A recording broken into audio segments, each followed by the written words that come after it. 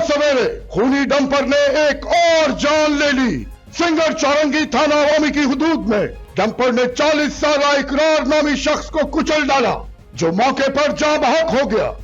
इस हवाले से तफसीलात जानते हैं हम अपने नुमाइंदे अब्दुल वाहिद से। जी अब्दुल वाहिद, हमें तफसीलात से आगाह कीजिएगा। जी बिल्कुल, इस वक्त मैं सिंगर चौरंगी के मकाम पे मौजूद हूँ। फेज न्यूज़ के नाजरीन को बताता हूँ, अचलू थाना हवामी की हुदूद है। सुबह 8:30 बजे के दरमियान 40 साल इकरार नामी शख्स को डंपर ने कुचल लिया और मौके पे ही वो जान दे गया। इसके बाद आवाम गुस्से में आई, आवाम ने गाड़ी पे पेट्रोल छिड़का और गाड़ी को आग लगाई। तो यहाँ पे हमारे साथ डंपर यूनियन कौंसिल के मेंबर मौजूद थे। उनसे जब हमारी बातचीत हुई तो उन्होंने कहा कि हम इस वाक़े की पुरजोर मजम्मत करते हैं।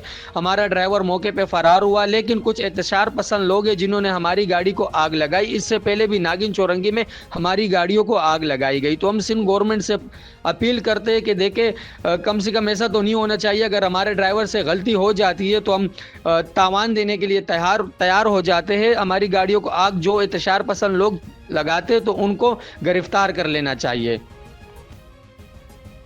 बहुत शुक्रिया अब्दुल वाहिद, हमें तफसीलात से आगाह करने के लिए। मजीद खबरें और अपडेट जानने के लिए देखते रहिए Faiz news network. Faiz news, Faiz सबके लिए।